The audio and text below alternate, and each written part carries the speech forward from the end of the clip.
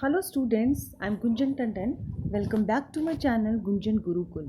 Student इस video में हम पढ़ रहे हैं क्लास 9 की फिजिक्स का chapter 9 force and laws of motion.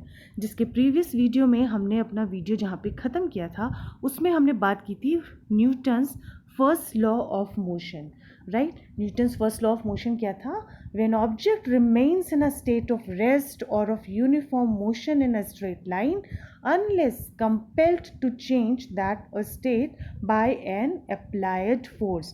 यानी कोई भी ऑब्जेक्ट स्टेट की रेस्ट में रहती है या फिर एक यूनिफॉर्म मोशन शो कर रही है, एक स्ट्रेट लाइन में यूनिफॉर्म मोशन कर रही है, जब तक कि उसको हम उसकी स्टेट को चेंज ना करें by applied some unbalance forces. इस डायग्राम में भी यही बताया गया है कि कोई ऑब्जेक्ट अगर रेस्ट में है या फिर मोशन में है ना स्ट्रेट लाइन, तब तक उसमें चेंज नहीं आएगा जब तक कि हम कोई एक्सटर्नल अनबैलेंस फोर्स उस पर अप्लाई ना करें। राइट, तो इस वीडियो में आज हम पढ़ेंगे इनर्शिया। राइट, लॉज ऑफ यानी Newton's first law of motion को लॉज ऑफ इनर्शिया भी कहते हैं। अब ये इनर्शिया क्या है इसे अभी इस वीडियो में हम डिटेल में पढ़ेंगे, लेकिन थोड़ा सा हिंट आपको पिछले वीडियो का मैं दे देती हूँ। देखो, हर मैटर की एक इनहेरेंट प्रॉपर्टी होती है, जैसे कि रेस्ट में है तो रेस्ट में रहेगी और अगर मोशन में है तो मोशन में ही रहेगी, जिसको इनर्शिया कहा गया। मतलब हर ऑब्जेक्ट अपनी एक स्टेट को जो है रेजिस्ट करने की, सस्टेन करने की कोशिश करता है। राइट, तो इनर्शिया क्या हुआ? It is a property of matter by virtue of which it continuous into existing state of rest or uniform in a straight line unless the state is changed by an external force। वही बात हो गई जो Newton ने कहा था अपने first law of motion में, वही इनर्शिया भी है, इसलिए उसको लॉ ऑफ इनर्शिया भी कहा गया है। यानी हर मैटर की एक प्रॉपर्टी होती है कि वो जिस स्टेट में रहती है, अगर रेस्ट में है तो रेस्ट, और अगर मोशन में है तो अगर वो यूनिफॉर्म मोशन करे कि स्ट्रेट लाइन में, तब तक उसकी डायरेक्शन, उसका मोशन चेंज नहीं होगा, स्टेट ऑफ मोशन चेंज नहीं होगा जब तक कि हम कोई एक्सटर्नल फोर्स अप्लाई नहीं करें। राइट, इसी चैप्टर का first force and laws of motion में आगे हम बढ़ते हैं। इनर्शिया एंड मास को आज हम स्टडी करेंगे। राइट, कैसे इनर्शिया एंड मास एक दूसरे से कोरिलेट करते हैं। प्रीवियस वीडियो में हमने वाइंड अप करने से पहले कुछ एक्टिविटीज़ की बात करी थी, जिसको आज सबसे पहले हम एक्टिविटीज़ के थ्रू समझेंगे, एक्टिविटीज़ से स्टार्ट करेंगे। देखिए यहाँ पर एक्टिविटीज़ 9.1 ये एनसीईआरटी की बुक में है। Make a pile of similar carrom coins on a table. है ना, कैरम बोर्ड होता है, कैरम बोर्ड के जो कॉइन्स होते हैं ना, उसको हमने एक पाइल के में अरेंज करा। Attempt sharp horizontal hit at the bottom of the pile using another carrom coin और द स्ट्राइकर। जब हम कैरम खेलते हैं ना, देखा है कि जब हम स्टार्ट करते हैं तो स्ट्राइकर जो होता है ना, उससे हम हिट करते हैं, है ना, स्ट्राइकर को हम छोड़ते हैं जोर से, इस तरीके से ये फिंगर बनी है, इस तरीके से हम इसको पिन पॉइंट करके छोड़ते हैं। राइट, जिससे कि सारी जो कैरम की कॉइन्स है वो डिफरेंट डायरेक्शंस में इधर उधर हो जाए। अब क्या होता है, if the hit is strong enough, अगर हम तेजी से स्ट्राइकर को हिट करते हैं, द बॉटम कॉइन्स, जो नीचे वाला कॉइन है, the bottom coin moves out quickly. सबसे पहले जो नीचे वाली कॉइन होगा ना, जो इसकी कैरम की गोटी जिसको हम बोलते हैं, वो बाहर की तरफ निकल जाएगी, वो सबसे पहले अपना पोजीशन छोड़ देगी। Once the lowest coin is remove, the inertia of the other coins makes them fall vertically on the carrom table. है ना, यानी उसका क्या हुआ, वो रेस्ट की स्टेट में थी, उनमें एक इनर्शिया था। जैसे ही स्ट्राइकर, जो कैरम का स्ट्राइकर था, उसने हिट करा उसकी बॉटम कॉइन को, तो वो अपनी प्लेस से हट गई, यानी जो उसने एक स्टेट मेंटेन करी हुई थी अपनी रेस्ट की, इनर्शिया उसके अंदर था, वो जो था वहाँ से ब्रेक हो गया, जिसकी वजह से ऊपर जो पाइल अप कॉइन्स थी वो सब जो है क्या हुई, वर्टिकली कैरम की टेबल पर फॉल कर जाती है। तो यहाँ पे क्या हुआ, वो इनर्शिया के स्टेट में थी, जैसे ही उनको बाहर से स्ट्राइकर ने फोर्स दिया, वो आप क्या हुई, उनके जो है फॉल ऑन हो गई vertically on the carrom table. Then देख लेते हैं एक्टिविटी 2 क्या कहती है, ये भी इनर्शिया पे बेस्ड है। Set a 5 rupee coin on a stiff card covering an empty glass tumbler standing on a table. ये ग्लास लिया गया है, ग्लास के ऊपर एक ही इस तरीके से कागज का एक फ्लिप लिया गया, कार्ड एक मतलब ले लिया गया है शार्प, और उसके ऊपर क्या रखा गया, 5 रुपीज़ का कॉइन रख दिया गया है। Right, give the card a sharp horizontal flick with a finger. अब हमने जो उसके ऊपर ये कार्ड का फ्लिप है, इसके ऊपर ये 5 रुपीज़ का जो है कॉइन रखा गया है, और जैसे ही हम उसको है हिट करते हैं, एक फ्लिप हल्का सा उसको हटाते हैं, हिलाते हैं अपनी फिंगर से। देखो इसमें इमेज में देखो हम हिलाते हैं। When if we do it it fast then the card shoots away, और कार्ड जो है अपनी जगह से हिल जाता है, दूर चला जाता है, allowing the coin to fall vertically into glass tumbler due to its inertia. यानी जो वो कार्ड था, उसके ऊपर रखा हुआ कॉइन था, वो रेस्ट की स्टेट में था, हमने बाहर से आकर उस पर फोर्स अप्लाई किया, हमने उसको फ्लिक करा, और वो कार्ड जैसे ही हट जाता है और कॉइन जो होता है कहाँ गिर जाता है, वर्टिकली ग्लास टम्बलर में। यानी उसका इनर्शिया टूट गया, स्टेट जो थी उसकी रेस्ट की वो खत्म हो गई। The inertia of the coin tries to maintain its state of rest even when the card flows off. वो बहुत कोशिश करता है सिक्का कि जो कॉइन है कि वो अपनी स्टेट को मेंटेन करे, लेकिन जैसे ही उसके नीचे से वो कार्ड हट जाता है और उसका इनर्शिया वहाँ से डिसबैलेंस हो जाता है, उसको बाहर से एक फोर्स मिला, अप्लाई फोर्स किस पर किया गया, उस कार्ड पर, जिसकी वजह से कॉइन जो था वो ग्लास टम्बलर के अंदर जाके गिरता है। तो ये दो एक्टिविटीज़ में हमने देखा किस तरह से इनर्शिया वर्क करता है। इनर्शिया के हमने बहुत सारे एग्जांपल देखे थे। व्हेन वी स्टैंडिंग इन अ बस, है ना, बस में खड़े हैं और अचानक से बस चलना शुरू कर देती है, तो हम पीछे की तरफ बैकवर्ड जो है हम गिर जाते हैं। क्यों? क्योंकि हमारा जो नीचे का lower portion of the body है वो बस के फ्लोर के साथ कंटिन्यूशन में रहता है ना, उसी के साथ मोशन में रहता है रेस्ट की स्टेट में, और जैसे ही बस चलती है तो हमारा जो upper portion of the body है वो उस मोशन को अपोज करता है और हम पीछे की तरफ गिर जाते हैं। सेम इसी तरह के एग्जाम्पल हमने देखा था, जब भी एक मोटर कार शार्प टर्न लेती है ना, स्ट्रेट लाइन में जा रहे हैं और अचानक से जब भी हमारी कार जो है वो मुड़ती है, एक टर्न लेती है, तो हमारी बॉडी जो है बाहर की तरफ झुक जाती है। क्यों? क्योंकि हम उस समय इनर्शिया, हमारी जो है लोअर पोर्शन जो होता है हमारा, वो कार के मोशन में ही होता है, उसके साथ साथ चल रहा होता है, इनर्शिया जिसको हम कह रहे हैं। लेकिन जैसे ही एक टर्न लेते हैं, जोर से फोर्स अप्लाई होता है और हमारी बॉडी जो है बाहर की तरफ जो है वो टर्न हो जाती है। तो ये सारे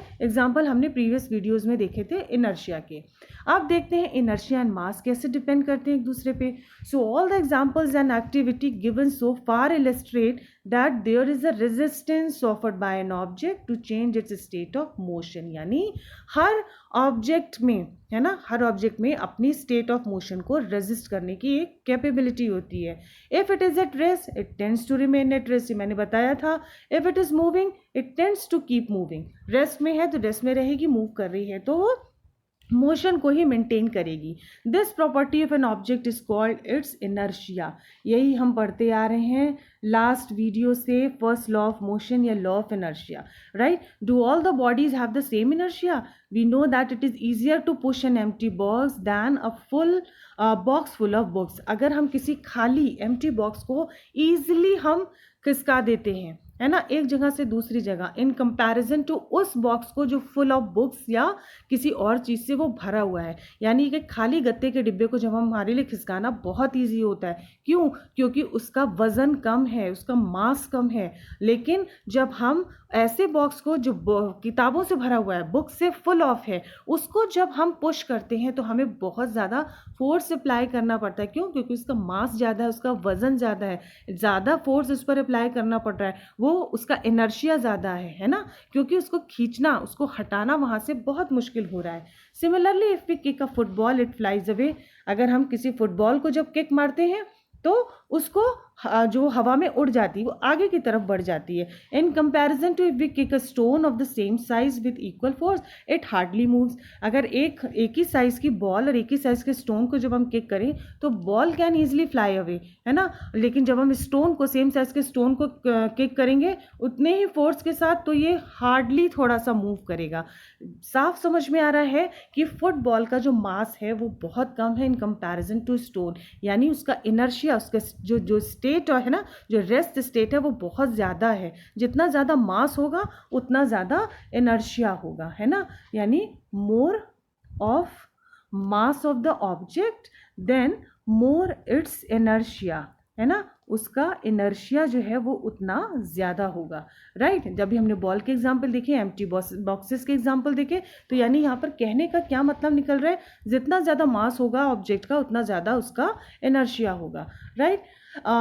Similarly in activity 9.2, instead of 5 rupees coin, if we use a 1 rupee coin, जो हमने 9.2 वाली एक्टिविटी देखी थी जिसमें 5 रुपीज़ के कॉइन को लिया गया था, अगर उसकी जगह हम 1 रुपीज़ का कॉइन रखते ना तो वहाँ पर लेसर फोर्स अप्लाई करना पड़ता है ना, क्योंकि 5 रुपए के सिक्के का वेट जो है वो 1 रुपीज़ के कॉइन से कहीं ज़्यादा होगा, है ना, और हमें वहाँ पे ज़्यादा फोर्स लगाना पड़ा। अगर हमने 1 रुपी का कॉइन लिया होता तो लेस फोर्स अप्लाई करना पड़ता, यानी वेट मास यहाँ पर जो है किसके साथ साथ कोरिलेट कर रहा है, इनर्शिया के साथ।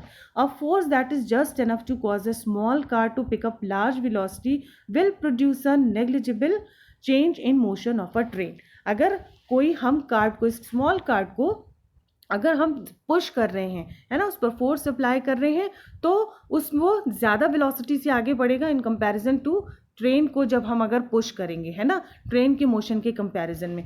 कैसे? This is because in comparison to the car the train has much lesser tendency to change its state of motion. यानी एक कार्ड के कंपैरिजन में एक ट्रेन का मास जो है वो ज़्यादा है, ज़्यादा इनर्शिया है उस ट्रेन का, उसको मूव करने के लिए हमें बहुत सारा फोर्स अप्लाई करना पड़ेगा, right. So more mass that means the object is having more inertia. Accordingly we say that the train has more inertia than the car. देखो यहाँ पर भी यही चीज़ बता दी गई, जितना ज़्यादा आप उस किसी भी ऑब्जेक्ट का मास होगा उतना ही ज़्यादा उसका क्या होगा, inertia. Train has more inertia than the car. Clearly heavier or more massive objects offer larger inertia, right. यहाँ पे देखो इस चीज को मेंशन कर लो, स्टार मार्क कर लो। हैवियर और more massive objects offer large inertia. Quantitatively the inertia of an object is measured by the mass. यानी इनर्शिया जो है वो किससे मेजर किया जाता है, उसके मास से, है ना। इनर्शिया किस पे डिपेंड करता है, totally on the mass of the object. We may thus relate inertia and mass as follows. देखो यहाँ पे अब पूरी डेफिनेशन ये क्लियर हो गई है, ये बहुत इंपॉर्टेंट है, इसको स्टार मार्क कर लेना, ये पूछी जा सकती है। Inertia is a natural tendency of an object to resist a change in a state of its motion or of rest. The mass of an object is a measure of its inertia. यानी इन मास के object के मास से ही उसका inertia major किया जा सकता है। कैसे? अभी देखो बहुत सारे एग्जांपल देख लो। ये तो इनर्शिया का एग्जांपल हो गया कि भाई अगर हम कार ड्राइव कर रहे हैं, सीट बेल्ट लगाई हुई है हमने, जैसे ही ब्रेक अप्लाई करते हैं तो हमें जर्क फील होता है ना। अगर देखो इस इमेज में यहाँ पर सीट बेल्ट इस बंदे ने नहीं पहनी हुई होती तो ऑब्वियसली आगे की तरफ पैनल की तरफ फॉल डाउन हो जाता, लेकिन यहाँ पर ये जो सेफ्टी बेल्ट लगा रखी उससे इसकी बॉडी, ये लोअर पोर्शन तो इसका मोशन में था, जैसे ही ब्रेक अप्लाई करे अपर पोर्शन जो था वो आगे की तरफ जो क्या हुआ, फॉल डाउन हो गया, है ना। तो यानी ये एक इनर्शिया का कॉमन एंड सिंपल एग्जांपल है। देन मास और इनर्शिया को लॉ हम कंपेयर करते हैं। कैसे? Elephant has more inertia than human. Simple सी बात है, elephant it's a huge element जिसका मास बहुत ज़्यादा है, वजन बहुत ज़्यादा है इन कंपैरिजन टू ह्यूमन, है ना। यानी इसका मास इसके कंपैरिजन में, ह्यूमन का मास एलिफेंट के कंपैरिजन में कम है, यानी ह्यूमन का इनर्शिया कम है। कोई भी आदमी को अगर हमें धक्का देना होगा तो हम इजीली पुश कर सकते हैं, लेकिन क्या हम एलिफेंट को पुश कर सकते हैं? नहीं। क्यों? क्योंकि उसका मास ज़्यादा है, उसका इनर्शिया ज़्यादा है, which means it harder to change an elephant's motion than a human's motion. तो यहाँ पर ये हमारा इनर्शिया को क्लियर करता है कि मास किसी भी ऑब्जेक्ट का जितना ज़्यादा होगा उसका इनर्शिया भी उतना ही ज़्यादा होगा, राइट। तो इस वीडियो में हमने इनर्शिया और मास को क्लियर करा, जिसको हमने लॉ ऑफ इनर्शिया भी कहा था। ये हमने शुरू किया था ये टर्म कहाँ से? लॉ ऑफ इनर्शिया से, जो फर्स्ट लॉ ऑफ मोशन कहलाता है, राइट। अब हमने इस वीडियो में इनर्शिया एंड मास को स्टडी कर लिया। I hope student it is clear to you all. If you like my video please like, share and subscribe. Till then, keep watching and keep learning.